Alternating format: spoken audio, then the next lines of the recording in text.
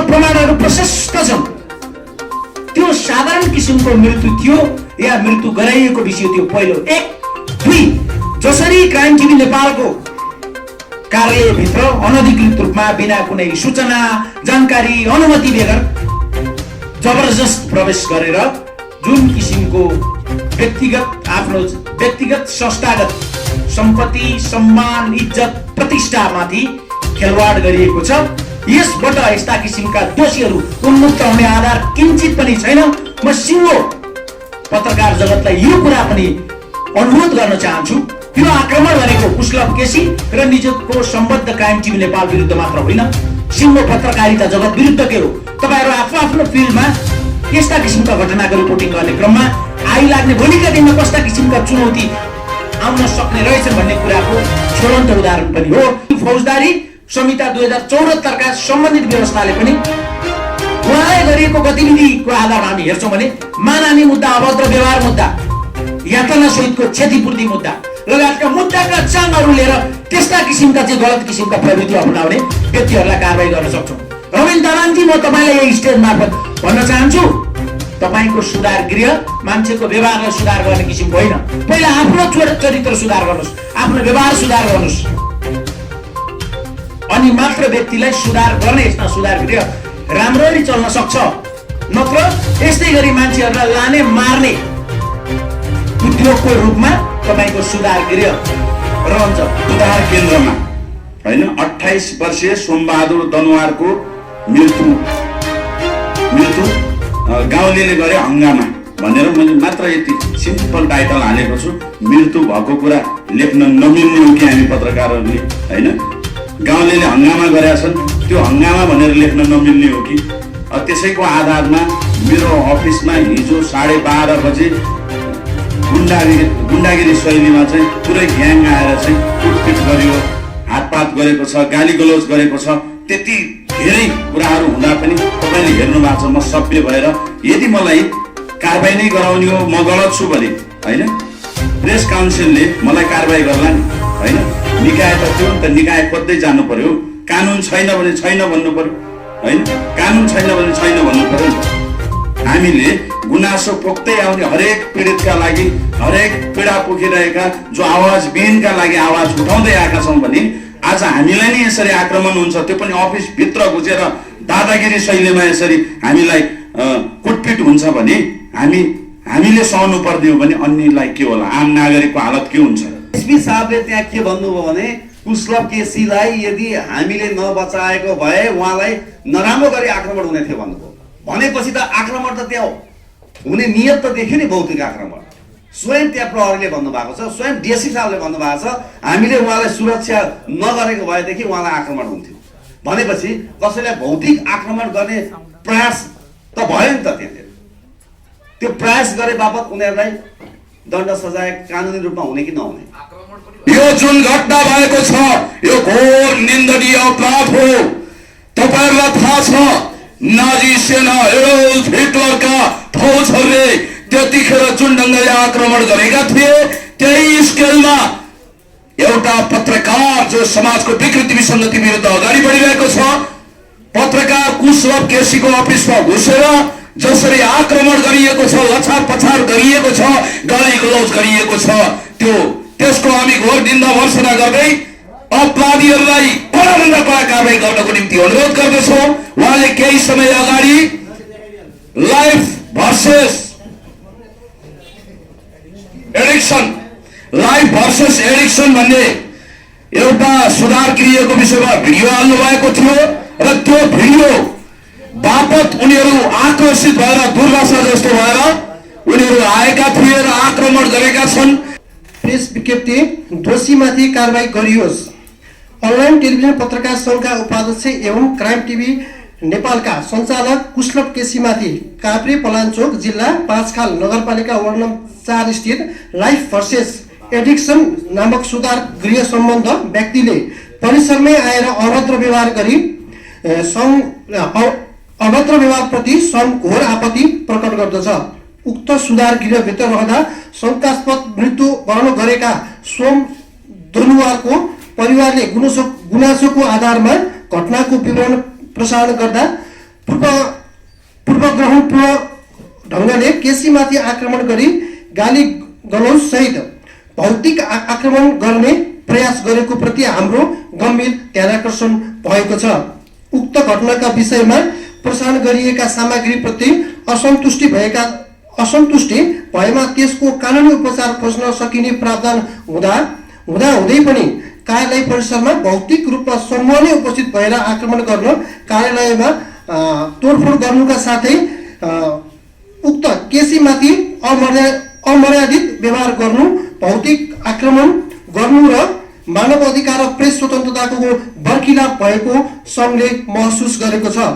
घटनाको सत्य तथ्य छानबिन गरी कानुन बमोजिम कडाभन्दा कडा कारबाही गर्न सङ्घ प्रशासन समक्ष अनुरोध गर्दछ।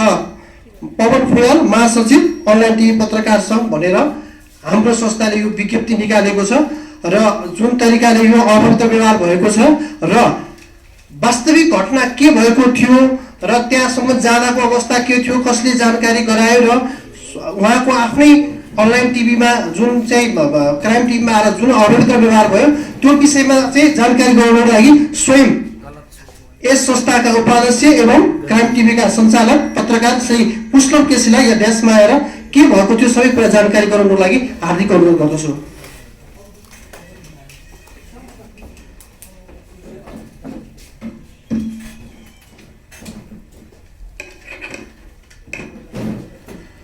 धन्यवाद। अनलाइन टिभी पत्रकार सङ्घका महासचिव पवन फुयालज्यूलाई, साथै आज हाम्रो यहाँ उपस्थित रहनुभएका सम्पूर्ण अग्रज व्यक्ति साथै पत्रकार साथीहरू, यहाँ मित्रहरूलाई एकदमै धन्यवाद दिन चाहन्छु। आज विशेष गरी जुन घटना हिजो 12:30 बजे घटेको थियो, सोही घटनाको विषयलाई लिएर हामी एकजुट हुनुपर्छ भनेर जसरी यहाँ आउनु भएको छ, यहाँ सम्पूर्ण साथीहरूलाई एकदमै हृदयदेखि धन्यवाद दिन चाहन्छु। साथै अब जस्तो यहाँहरूले पनि हेरिसक्नुभयो होला त्यो घटनाको बारेमा जुन भिडियो मैले पहिला प्रसारण गरेको छु, काभ्रे जिल्लाको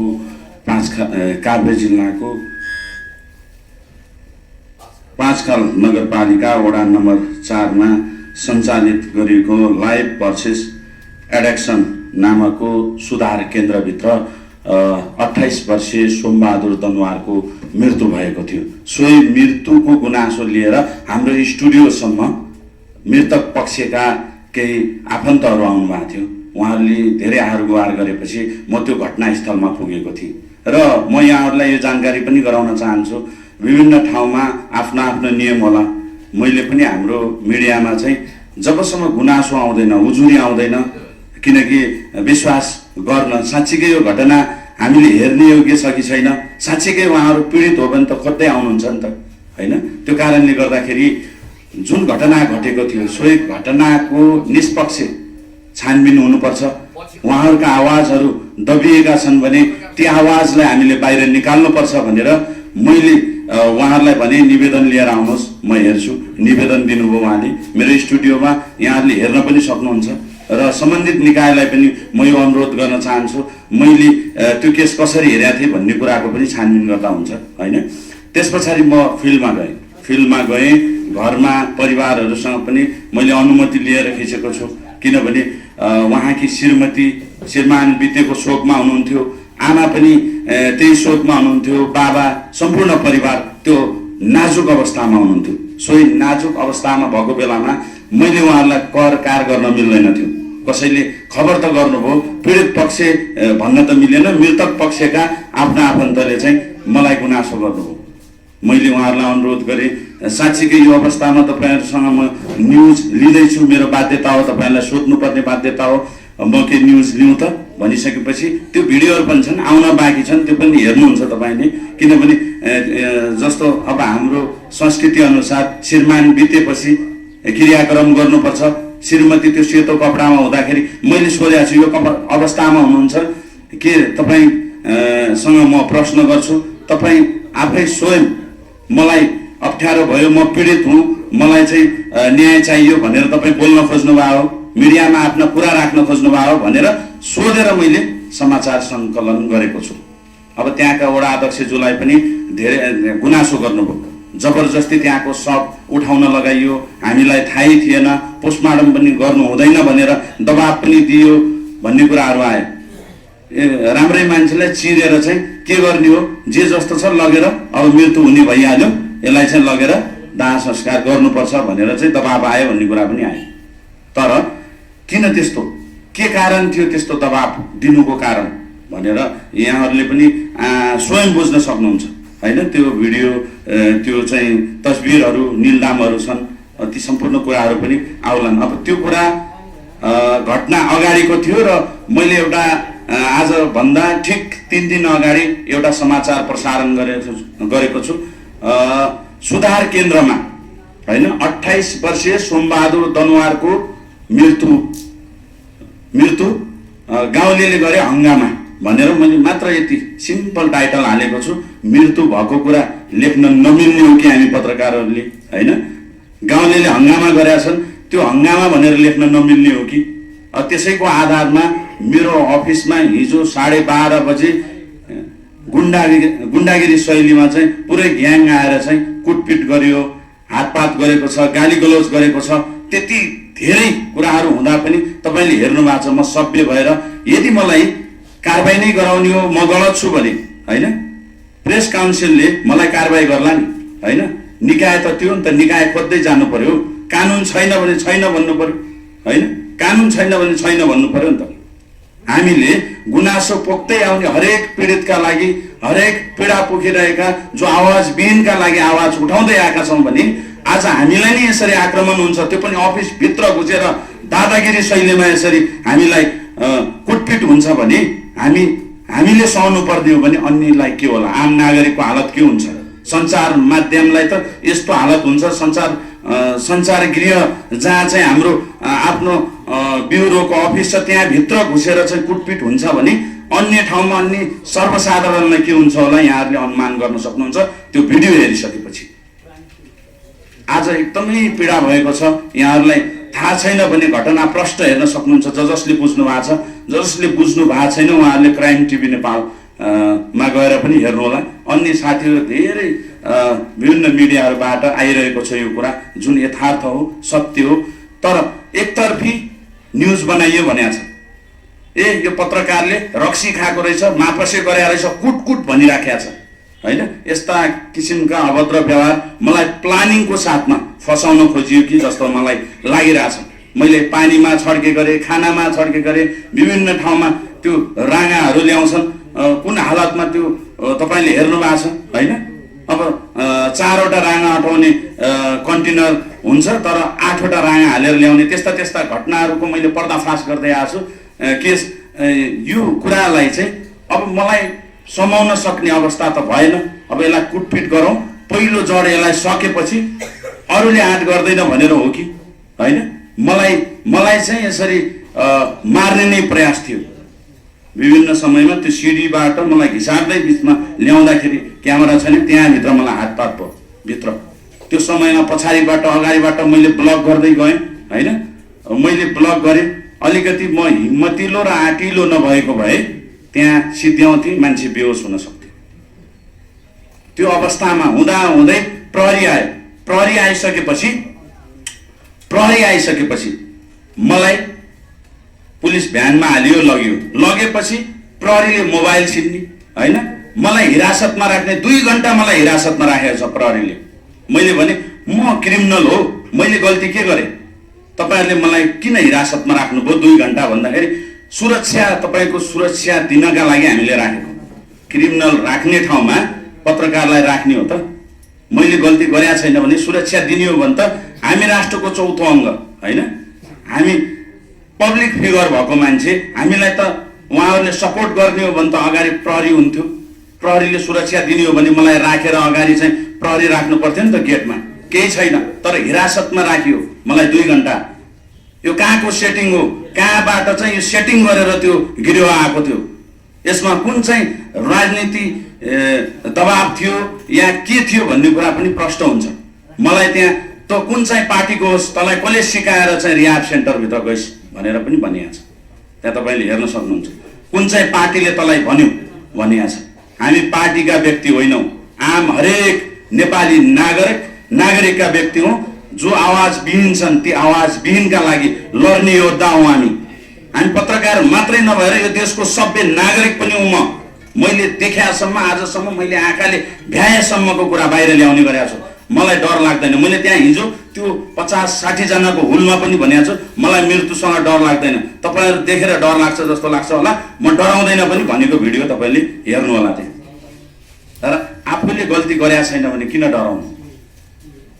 यहाँ सम्पूर्णलाई मैले यही अनुरोध गरेँ। मेरा पीडाहरू भनेको प्रहरीले मलाई 2 घण्टा किन हिरासतमा राख्यो। प्रहरीले पनि दमन गरेको हो। यो पत्रकारमाथिको दमन हो। राम्रा प्रहरीहरू पनि हुनुहुन्छ, उहाँलाई म सालोट र सम्मान गर्छु। विभिन्न समयमा म सहकार्य गरेर प्रहरीसँगै सहकार्य गरेर विभिन्न ठाउँमा छड्के गरिरहेको छु।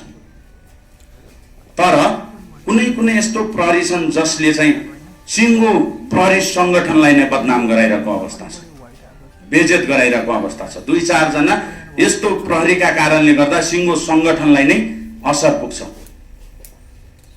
मलाई त्यो हालत छ भने अन्य आम नागरिक कसरी बाँच्न सक्छन्।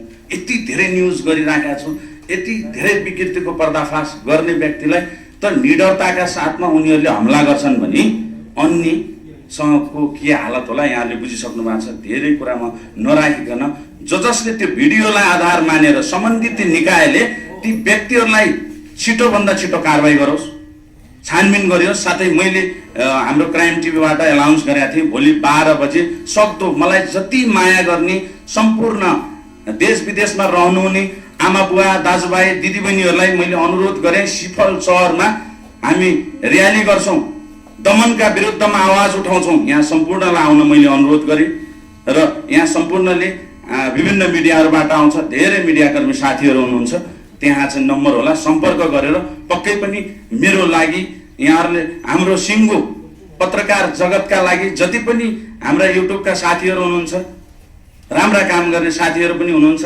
हैन, नराम्रा गर्नेहरू बिस्तारै सुध्रिँदै हुनुहुन्छ। हामीले सुधार्नुपर्छ भन्दै आउने व्यक्तिलाई नै कुटपिट हुन्छ भने अन्यको हालत के हुन्छ यहाँहरूले बुझ्नु भएको छ। त्यसैले आज जतिले साथ दिनुभएको छ हृदयदेखि धन्यवाद दिन चाहन्छु।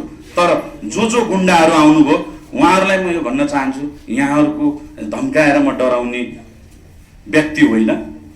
यहाँहरूले मलाई 10-12 जना 50 जनाको हुलमा गुण्डा ल्याएर धम्की दिएर म डराउँदैन। मैले बार भनेको छु म गल्ती गर्छु, म आफै हतकट्टी लाएर होइन हाँसी सजाय भोग्न तयार छु। तर यसरी बनाइरहेको कुरामा अब उसले राम्रो काम गरिरहेछ या नराम्रो काम गरिरहेछ भन्ने विषयमा विभिन्न गिरोहहरू लागेर चाहिँ मलाई बदनाम गर्न खोज्ने हो भने म पक्कै पनि डराउँदैन। यहाँहरूलाई यही भन्दै बिदा हुन्छु। सक्दो सम्बन्धित निकायको ध्यान जाओस्, कानुनी कारबाही होस्।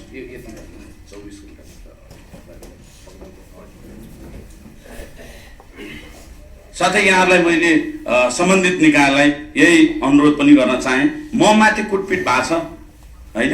24 घण्टाभित्र यहाँहरूले ती अपराधीहरू जसले मलाई हातपात गरे, जसले चाहिँ मलाई गाली गलौज गरेका छन्, सामाजिक सञ्जालमा मलाई मापसे गरेका छ भनेर विभिन्न कुराहरू ल्याएका छन्, नाङ्गै बनाएर रिहाब सेन्टरभित्र सुधार केन्द्रभित्र भिडियो बनाए भनेर झुट बोलेका छन्, प्रमाण देखाउनुपर्छ।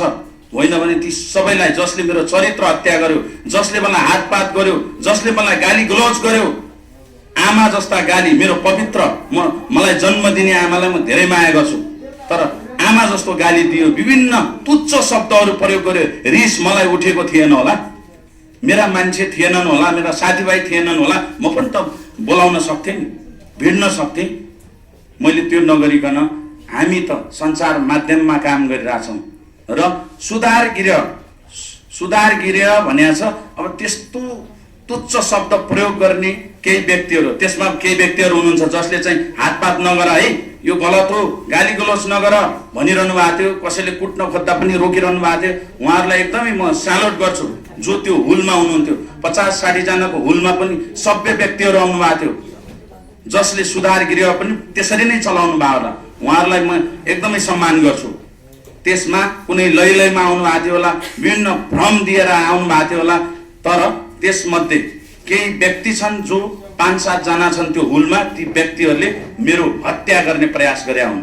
मैले यदि हातपात गरेको भए मेरो हत्या हुन सक्थ्यो। त्यहाँ सुनियोजित तरिकाले आएको देखिन्छ। त्यसै कारणले गर्दा सम्बन्धित निकायलाई मैले 24 घण्टाभित्र कारबाही गरिएन, उनीहरूलाई पक्राउ गरिएन भने यस्तो आन्दोलन सुरु हुन्छ जुन सम्पूर्ण 3 करोड नेपाली दाजुभाइ दिदीबहिनीहरूले मलाई साथ दिनुहुनेछ। हामी सिङ्गो पत्रकार जगतका साथीहरूलाई साथ दिनुहुनेछ भन्ने आशा गरिरहेको छु। हस्, नमस्ते।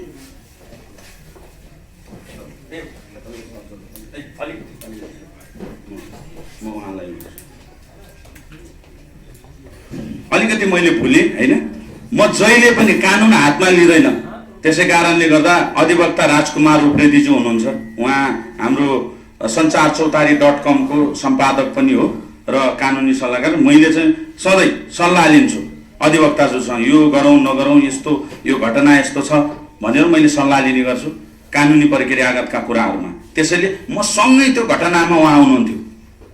हामी त्यो घरभित्र जुन रिहाब सेन्टरभित्र पस्नुभन्दा अगाडि बाहिर प्रहरी छ, त्यो हुल छ।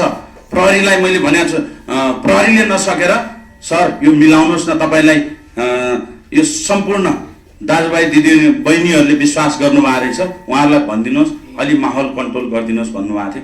मैले अनुरोध पनि गरेँ, भिडियो देखिन्छ, यसो हुलदङ्गा नगरिदिनुहोस्, शान्त हुनुहोस्, भित्र गएर हामी बुझ्छौँ यथार्थ भनेर भनेको छु। वडा अध्यक्ष जो हुनुहुन्छ, तर आज यो सुनियोजित तरिकाले अचानक म माथि यसरी मेरो ज्यान लिने प्रयास कसले गर्यो?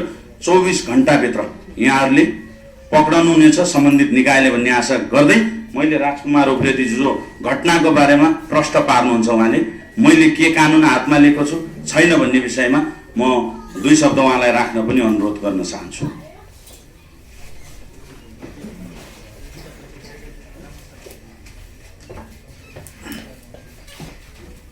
मञ्चमा आसीन महत्त्वपूर्ण व्यक्तित्वहरू, पत्रकार बन्धुहरू, म अधिवक्ता राजकुमार उप्रेती, क्राइम टिभी नेपालको कानुनी सल्लाहकार। जुन अत्यन्त हामीले सुन्दा पनि काली लाग्ने किसिमको घटनाको विषयलाई लिएर आजको जुन पत्रकार सम्मेलन भइरहेको छ, मलाई यो विषयमा बोल्नको निम्ति जुन समय छुट्याइएको छ, आयोजक अनलाइन पत्रकार सङ्घलाई विशेष धन्यवाद दिन चाहन्छु र यो घटनाको विषयमा केही आफ्ना फाइन्डिङ्सहरू, कानुनी दृष्टिकोणहरू यहाँहरू समक्ष संक्षेपमा राख्ने अनुमति चाहन्छु। जुन मिति 2078 साल वैशाख 8 गतेको दिन क्राइम टिभी नेपालको केन्द्रीय कार्यालय सिफलमा भएको घटना वास्तवमै निन्दनीय एउटा घटना थियो। त्यसको एउटा पृष्ठभूमि हामीले अलिकति बुझ्नुपर्ने हुन्छ।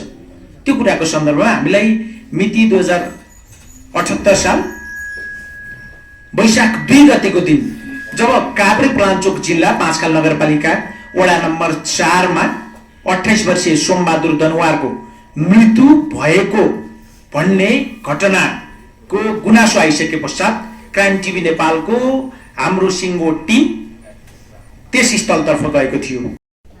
लाग्छ तपाईँहरूलाई हामी कोही पनि सुरक्षित छैनौँ। दण्डहीनता, कानुनी राज्यको उपहास भइरहेको छ यो मुलुकमा। त्यसको उदाहरण पनि हो यो। हिजो गौशाला प्रहरी वृत्तमा म पनि गएको थिएँ। उहाँहरूको यस्तो खालको प्रस्तुति देखे, घटनाको बारेमा त सबै जानकारी आइ नै सकेको छ होइन। प्रहरीले कुशलभ केसीलाई त्यो कस्टडीमै राख्यो। मैले भने यो त्यहाँ हल्दारले लगिरहनु भएको थियो, हल्दार साहबले। मैले हल्दार साहब यो के गरेको होइन, डिएससी साहबसँग कुरा गर्नुहोस् भन्नु। त्यसपछि डिएससी साहबलाई वेट गर्यो।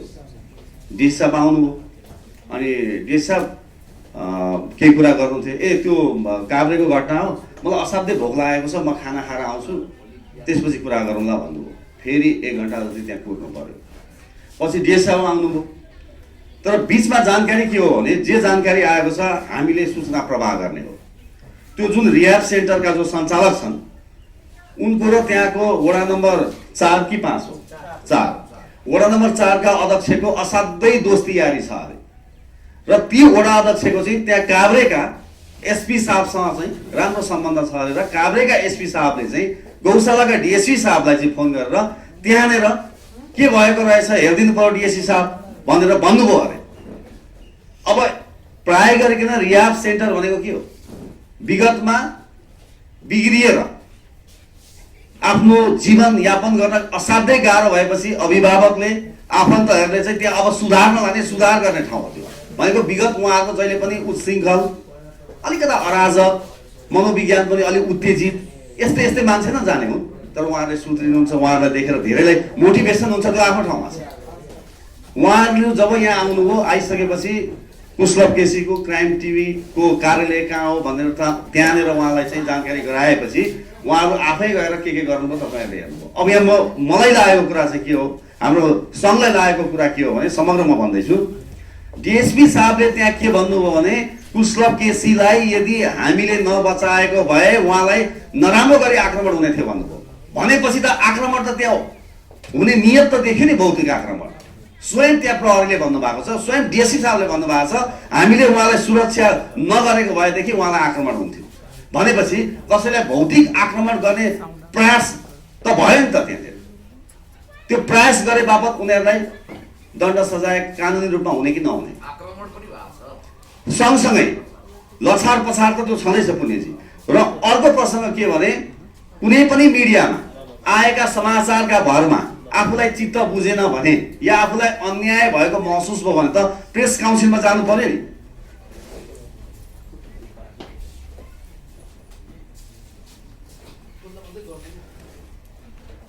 त्यसको त सम्बन्धित निकाय भनेको त प्रेस काउन्सिल हो, त्यहाँ सरकारी कर्मचारीहरू छन्। तर उहाँहरूले सिधै गएर कलर समातेर लछार पछार गरेर त्यो खालको व्यवहार गर्नु भनेको कानुन हातमा लिनु हो। के यो मुलुकमा कानुन हातमा लिने अधिकार कसैलाई छ? तपाईँहरूलाई लाग्छ?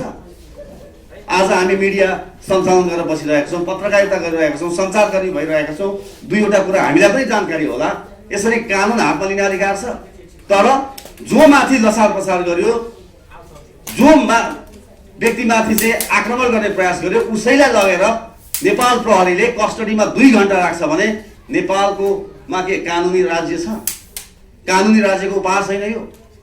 प्रहरीलाई त्यति विवेक हुँदैन। हिजो प्रहरीले गरेको व्यवहार पनि त्यति राम्रो देखिएन। त्यसकारणले गर्दाखेरि समग्रमा मैले के भन्न खोजिरहेको छु भने हामी कोही पनि सुरक्षित छैनौँ। जबसम्म क्रिमिनलले तपाईँ हामीलाई टार्गेट गर्दैन तबसम्म तपाईँ हामी सुरक्षित हो। तर यदि कसैले टार्गेट गर्यो भने कुशलभ केसी त हिजो धन्न जोगिएछ, कहिलेकाहीँ त जोगिन पनि मुस्किल हुन्छ। डेकेन्द्रहरू त्यसै मरे, तपाईँहरू सबैलाई थाहा छ। त्यसकारणले गर्दाखेरिमा आज यो खालको अवस्थाको विरुद्धमा तपाईँ हामी एक ठाउँमा आएर एकजुट हुनु जरुरी छ। त्यसैले अनलाइन टिभी पत्रकार सङ्घ जुन छ यसमा हामीले एउटा सुरुवात गरेका छौँ। तपाईँ हामी एक ढिक्का हुनुपर्छ, हरेकका लागि हरेकले बोल्नुपर्छ, हरेक पत्रकार हरेक सञ्चारकर्मी सुरक्षित रहनुपर्छ र सुरक्षित रहनको लागि त्यसको एउटै विकल्प हो, एउटै आवाज हुनुपर्छ, एकता हुनुपर्छ। त्यसैले गर्दाखेरि भोलि कुशलभ केसी त एउटा उदाहरण हो। हेर्नुहोस्, मैले सुरुमै भने तपाईँ हामी कोही पनि यहाँ सुरक्षित छैनौँ जबसम्म क्रिमिनलले टार्गेट गर्दैन। त्यसैले गर्दाखेरिमा भोलिको कार्यक्रममा यहाँहरू सबैलाई उपस्थित हुन पनि मैले आग्रह गरेँ र कानुनी प्रक्रिया के कसरी जाने हाम्रो अधिवक्ताज्यूले भनि नै सक्नु भएको छ। सबै कुराहरू घटनाको बारेमा तपाईँ हामीलाई जानकारी छँदैछ। तर एउटा कुरा चाहिँ म फेरि पनि भन्छु, यति हुँदाहुँदै पनि हामीले एउटा स्वनियम बनाएका छौँ। कहिलेकाहीँ हामीबाट पनि अलिकता हेर्दाखेरि कस्तो कस्तो लाग्ने हुन्छ क्या, एउटा टाइटल एउटा हुन्छ, भित्रका विषय अर्कै हुन्छन्। कहिलेकाहीँ हामी यसो घरमा बसेर चाहिँ हेर्न पनि नसक्ने खालका टाइटलहरू पनि हुन्छ। यसमा पनि हामीले पनि के सुधार्नु पर्ने चाहिँ आवश्यकता रहन्छ। त्यसैले हामीले एउटा स्वनियम पनि बनाएका छौँ। हाम्रो सङ्घले एउटा स्वनियम पनि बनाएको छ। यो स्वनियमलाई पनि यहाँहरूले तपाईँ हामी सबै मिलेर हामीले फलो गऱ्यौँ भनेदेखि कसैले पनि हामीलाई औँला उठाउन सक्दैन। यही यदि कदाचित कसैले औँला उठायो भने हामी एक ढिक्का हुनुपर्छ। रिहाब सेन्टरका सञ्चालक के, वडा अध्यक्ष के, एसपी साहब के, प्रधानमन्त्री के, यो मुलुकमा कानुनभन्दा संविधानभन्दा माथि कोही छ? त्यसकारणले गर्दाखेरि हामी डगमगाउनु हुँदैन। सत्य तथ्य सूचनाको लागि हामी जहिले पनि अडिग रहनुपर्छ। एबिसीलाई हामीले ध्यानमा राख्नुपर्छ। यति गर्दा गर्दै कोही आएछ भने एक कदम पनि हामी पछाडि हट्नु हुँदैन, एक ढिक्का हुनुपर्छ। एउटा निकाय, एउटा संस्था मात्र एउटा चाहिँ प्रचारका निम्ति मात्र हामी जाने गर्ने थिएनौँ। त्यसको सत्य तथ्य छानबिन गर्ने, कानुनी सहायता पनि प्रदान गर्ने भन्ने उद्देश्यले हामी त्यो ठाउँमा गएका थियौँ। यसभन्दा अगाडि त्यस्तै किसिमका घटनाहरूमा पनि हामीले त्यही नै गर्ने गरेका थियौँ। यही सन्दर्भमा हामीलाई जुन किसिमको पीडितको गुनासो भइसके पश्चात पीडितको घर दैलोसम्म गएर हामीले सत्य तथ्य कुराहरू लिने क्रममा हामीले बुझ्न पर्ने, जसरी 28 वर्षीय सोमबहादुर दनुवारलाई त्यस घटना भएको 4 दिन अगाडि मात्र निजको परिवारका सदस्यले होइन, उसका साथी सङ्गीहरूले चाहिँ सुधार गृहमा रिफर गरेर पठाइएको रहेछ। हामीले सोध्यौँ, हामीले के सोध्यौँ भन्दा सुधार गृहले जुनसुकै व्यक्तिलाई पनि त्यहाँ भित्र इन्ट्री गराउनु पूर्व त्यसको कार्यविधि के हो, सञ्चालनको मापदण्ड के हो, परिवारको स्वीकृति लिनुपर्छ कि पर्दैन, पूर्ववत रूपमा त्यो व्यक्तिको स्वास्थ्य अवस्था कस्तो छ त्यो परीक्षण गर्नुपर्छ कि पर्दैन भन्ने मात्र प्रश्न राखेका थियौँ त्यहाँका सञ्चालक ज्यूसँग। हामीले त्यो राख्ने क्रममा त्यहाँ दुईतर्फी भनाभन व्यापक रूपमा भयो र पब्लिक जनआक्रोश बढ्यो। त्यसले गर्दाखेरि किन एउटा सुधार गृहमा सुधारको निम्ति राखेको व्यक्ति, मैले एउटा प्रश्न गरेँ, जो सोमबहादुर दनुवार हुनुहुन्थ्यो, उहाँलाई कुनै त्यस्तो भल्नरेबल इन्क्युरेबल डिजिजबाट आक्रान्त हुनुहुन्थ्यो, जुन उपचारबाट सम्भव नहुने किसिमको रोग थियो, यसरी अकस्मात मृत्युवरण गर्नु पर्यो यहाँ राख्दाखेरि भनेर सोधे। त्यो पटक्कै थिएन। सामान्य किसिमको जन्डिसको समस्या थियो, त्यो पनि रिकभर भएर नर्मलाइज भइसकेको रिपोर्ट पनि हामीले हेरौँ अनुसन्धानको क्रममा। त्यो अवस्थामा भएको व्यक्ति मृत्यु भइसके पश्चात गुनासोकर्ताले पठाएको तस्बिर यदि हामी हेर्छौँ भने त्यो तस्बिरमा शरीरभरि नेलडाम चोटपटक भएको अवस्था हामीले विद्यमानता त्यहाँ देख्न सक्छौँ। 4 दिन अगाडि सुधार गृहमा राखेको व्यक्ति त्यहाँ बसेको 4 दिन पछाडि मर्छ, त्यस्तो अवस्थामा फेला पर्छ जसको शरीरभरि चोटपटक र नेलडाम। कस्तो शङ्कास्पद मृत्यु। अनि सुधार गृहको काम त्यो भएको व्यक्तिलाई जीवन सिकाउने, गलत किसिमको लतमा लागेको छ भने ती कुराहरूबाट छुटकारा दिलाउने उपायहरूका बारेमा चाहिँ ब्रिफिङ गर्ने कि चोटपटक निलडाम भएको अवस्थामा मृत्यु तुल्याउने। हामीले त्यो विषयमा सवाल जवाफ गर्यौँ। त्यो विषयमा सवाल जवाफ गर्दा हामीले त्यहाँका स्थानीय जनप्रतिनिधि, वडा अध्यक्षज्यू र त्यो इलाका हेर्ने प्रहरी प्रमुखलाई पनि त्यही ठाउँमा रोहबरमा राखेर लाइफ भर्सेस एडिक्सन नामक त्यो सुधार गृहको हामीले चाहिँ छानबिन गरेका थियौँ। रोहबरमा राखेर अत्यन्त संयमतापूर्वक, अत्यन्त अनुशासनपूर्वक हाम्रो आचार संहिताको दायराभित्र रहेर धेरै ट्रान्सपरेन्ट वेमा त्यहाँका सञ्चालकलाई पनि हामीले भित्र राखेर त्यहाँको वस्तुस्थिति बारेमा हामीले सोधखोज गरेका थियौँ। नयाँ वर्षको दिन 1 गते त्यो जो सोमबहादुर तामाङ हुनुहुन्थ्यो उहाँलाई राखेको त्यहाँ सुधार गृहमा उहाँ नाचेको, रमाइलो गरेको, त्यहाँ वरिपरि भित्र बस्ने साथीहरूले पनि बताएका थिए स्वास्थ्य अवस्था त्यस्तो केही असामान्य थिएन भनेको व्यक्ति भोलिपल्ट अचानक त्यो अवस्थामा कसरी चाहिँ देखा पर्छ। यसमा पूर्ण रूपमा गैर जिम्मेवारी पनि छ, लापरवाही छ। जुनसुकै अपराधमा पनि दुईवटा तत्त्वको विद्यमानता हुन्छ। मैले प्रश्न गर्न चाहन्छु, एउटा आपराधिक मनसाय, अर्को आपराधिक कार्य। यदि आपराधिक कार्य त्यहाँ भएको थिएन भने सोमबहादुर दनुवारको मृत्यु कसरी भयो? यो प्रश्नको रूपमा होइन, सिङ्गो न्यायवृत्तको चुनौतीको विषयको रूपमा रहेको थियो। त्यही विषयलाई उठान गर्नको निम्ति क्राइम टिभी नेपालको टिम त्यहाँ गएको थियो र सत्य तथ्य समाचार उठान गरेर हामी सौहार्दपूर्ण ढङ्गले राजधानी फिर्ती भएका थियौँ।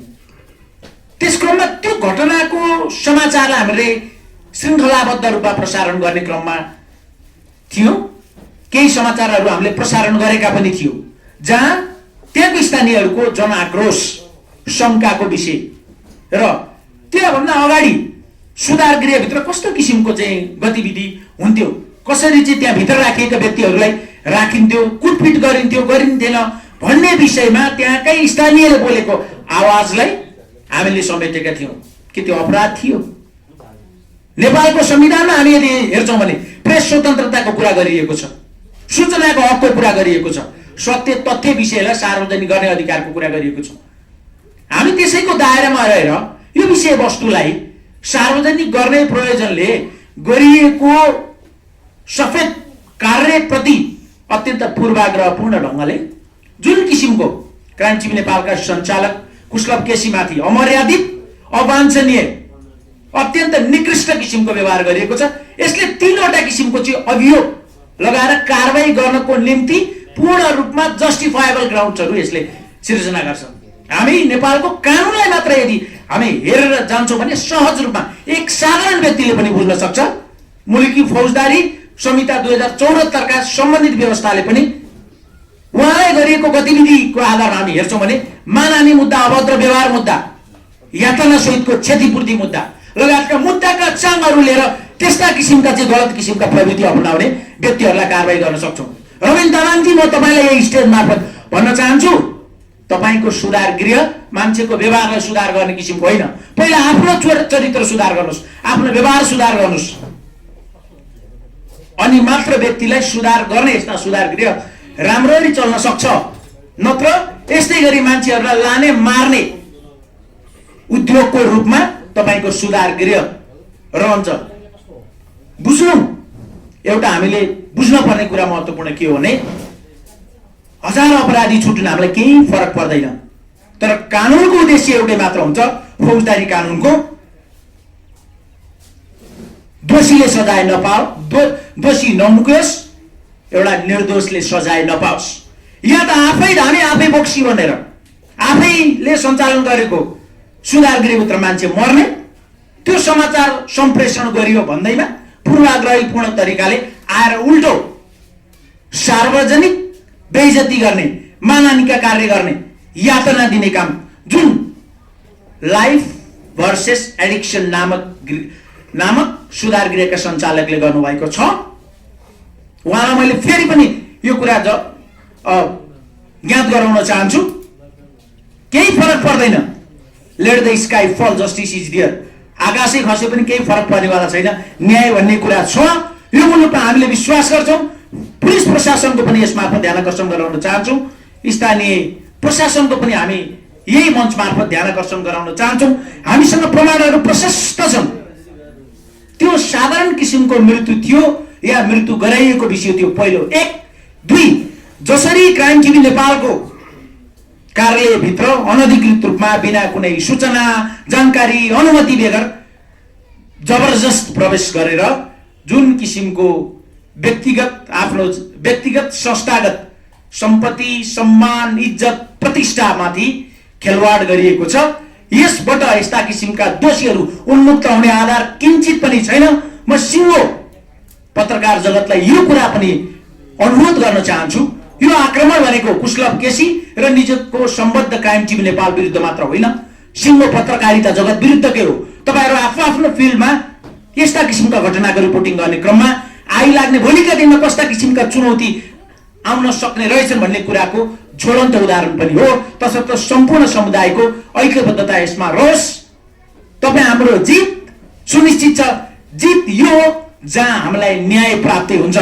तपाईँ हामी स्वतन्त्र, निर्भीक, निडर भएर यस्ता किसिमका चाहिँ आपराधिक गतिविधिमा संलग्न गिरोह विरुद्ध लड्ने तागत तपाईँ हामी सम्पूर्णकै एकता र सामूहिक भावनाले नै त्यो किसिमको शक्ति हामीलाई प्रदान गर्छ। तसर्थ आज जुन किसिमको पत्रकार सम्मेलन तपाईहरुको व्यापक उपस्थितिको साथ देशभरि चिन्ता चासो व्यक्त गरेर जुन किसिमको यो घटना निन्दनीय घटनाप्रति प्राप्त भएको छ, सम्पूर्ण शुभेच्छुकहरूलाई पनि हार्दिक कृतज्ञता प्रकट गर्न चाहन्छु र पत्रकार सम्पूर्ण बन्धुहरूलाई पनि म यसै मञ्च मार्फत धन्यवाद ज्ञापन गर्न चाहन्छु। अब हामीले छिटै नै यस घटनाका सन्दर्भमा हामीले जाहेरी दिएर कानुनी प्रक्रियाको बाटो अवलम्बन गर्न अगाडि बढिरहेका छौं।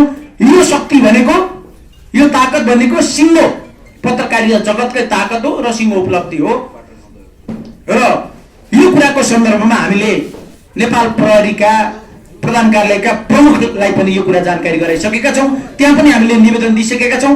महानगरीय प्रहरी परिषद गौशालामा पनि हामीले जाहेरी दरखास्त दिने तयारी गरिरहेका छौं।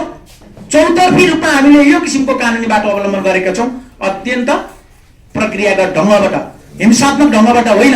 हिजो हामीले जुन किसिमको घटना हाम्रो क्राइम टिभी नेपालको कार्यालयमा भएको थियो, त्यो ढंगबाट रिभेन्जमा गएको भए अर्कै भयावह परिस्थिति सिर्जना हुन्थ्यो। हामीमा संयमता छ, हामीमा सुझबुझपूर्ण भावना छ, हामीमा फेरि पनि जनताको निम्ति पटक पटक यस्तै किसिमका घटना विरुद्ध लड्ने संकल्प छ। तसर्थ त्यही संकल्पले आज हामीलाई त्यो किसिमको शक्ति प्रदान गरेको छ। हामी निरन्तर न्याय प्राप्तिको लडाईँमा छौँ। सम्पूर्णलाई मैले अनुरोध गर्न चाहन्छु, तपाईहरुले सम्पूर्णको ऐक्यबद्धता एकता यसमा रहोस्। आजको यस पत्रकार सम्मेलनमा उपस्थित भएर मेरा आफ्ना अनुभव धारणा र कानुनी विषयका सन्दर्भमा पनि जुन मेरा चाहिँ व्यक्तिगत अनुभव र ज्ञानका विषय समेट्नको निम्ति यो फोरम प्रदान गर्नुहुने अनलाइन टिभी पत्रकार संघलाई विशेष आभार प्रकट गर्दै मेरो भनाइ यही टुङ्ग्याउन चाहन्छु। हस्त, धन्यवाद, नमस्कार।